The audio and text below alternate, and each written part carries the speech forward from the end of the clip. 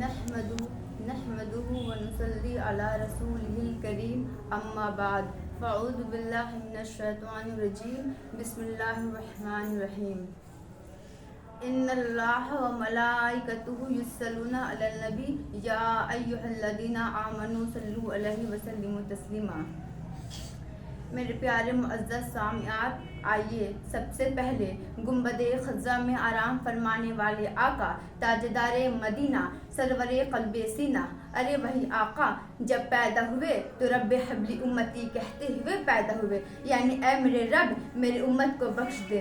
جب وفات پائے تو رب حبلی امتی کہتے ہوئے وفات پائے، یعنی اے میرے رب میری امت کو بخش دے۔ ارے وہی آقا کبھی قرآن مجید میں کہیں یاسین کہہ کے پکارا، تو کہیں توحہ کہہ کے پکارا، تو کہیں مزمل کہہ کے پکارا۔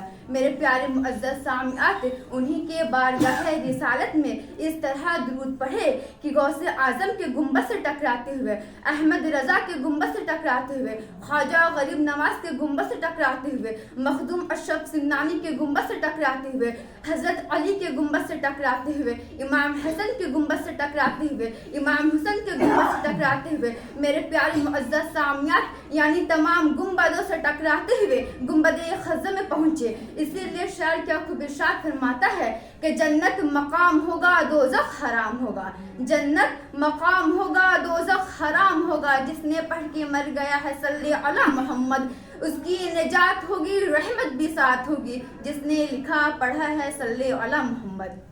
تو آئیے ایک مرتبہ انہی کے بارگاہ رسالت میں جھوم جھوم کر، لبوں کو چم چم کر، ایک مرتبہ محبت کے ساتھ ان پر درود شریف کا ہدیہ نچھاور کر لیجئے۔ تو پڑھ لیجئے بآواز بلند، اللہ حب محمد صلی اللہ علیہ وسلم محمد صلی اللہ علیہ وسلم۔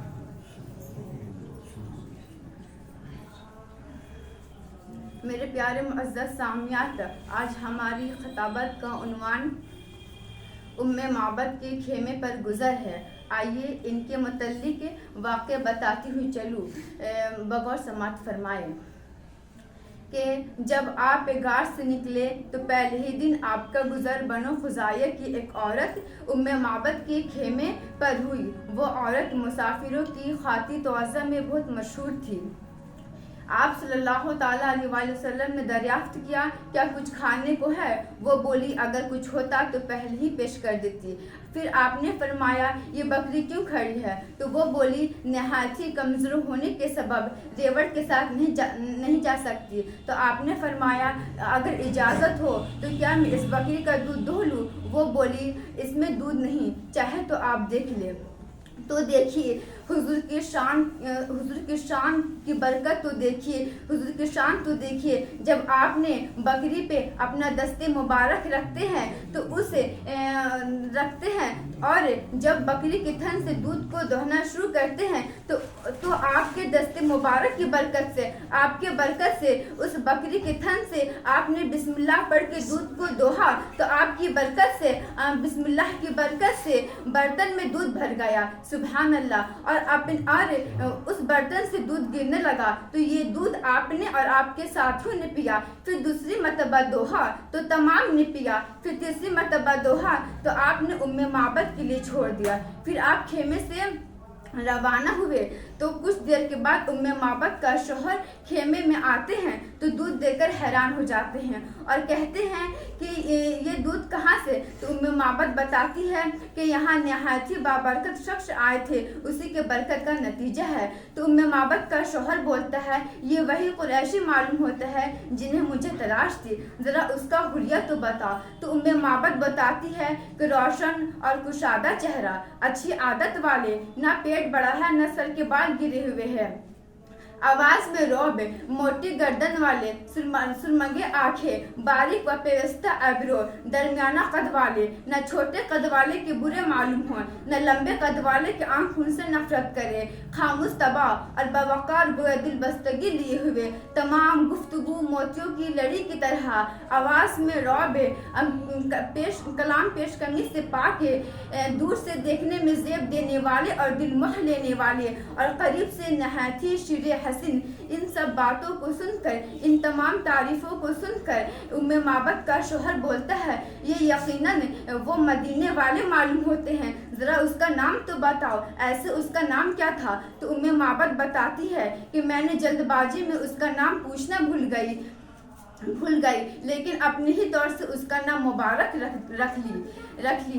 तो इसी तरह जब भी उम्मे माबद का शौहर खेमे में आते हैं तो उम्मे माबद बोलती है कि पहले कुछ खा पी ले, लेकिन उनके शौहर बोलते हैं कि नहीं, मुझे मुबारक के बारे में बता, मुझे उसके बारे में बता, उसका हाल बताओ, वो कैसे है, वो कहाँ है। यानी हर वक्त उम्मे माबद के खेमे में, उम्मे माबद के घर में हर वक्त ज़िक्र मुस्तफ़ा होते रहता था। इसी तरह कुछ दिन के बाद उम्मे माबद और उनके बच्चा बाजार की तरफ सौदा सलफ लाने के लिए रवाना होती है। तो उनके बच्चा अबू बकर सिद्दीक रज़ियल्लाहु ताला अन्हु को देख लेता है तो वो दौड़ते हुए अपने अम्मी के पास आता है और बोलता है कि अम्मी, मुबारक के साथ जो खेमे में आया था, जो अपना घर आया था, वो मुबारक वहाँ मौजूद है। तो इतने में उम्मे माबद अबू बकर सिद्दीक रज़ियल्लाहु ताला अन्हु के पास दौड़ती हुई आती है और बोलती है कि मुबारक कहाँ है, मुबारक कहाँ है, मुझे उनसे मिलना है।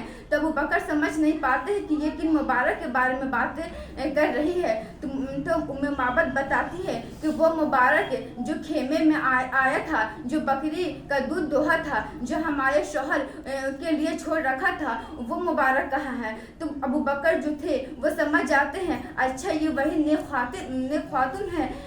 तो आप यानी अबू बकर सिद्दीक रज़ियल्लाहु ताला अन्हु उम्मे माबद और उनके बच्चे को हुजूर के पास ले जाते हैं और आप जाते हैं तो वो माबद जाती है तो हुजूर से मिलती है, बातें वगैरह करती है और दिन की दौलत से मालामाल हो करके घर की तरफ रवाना होती है।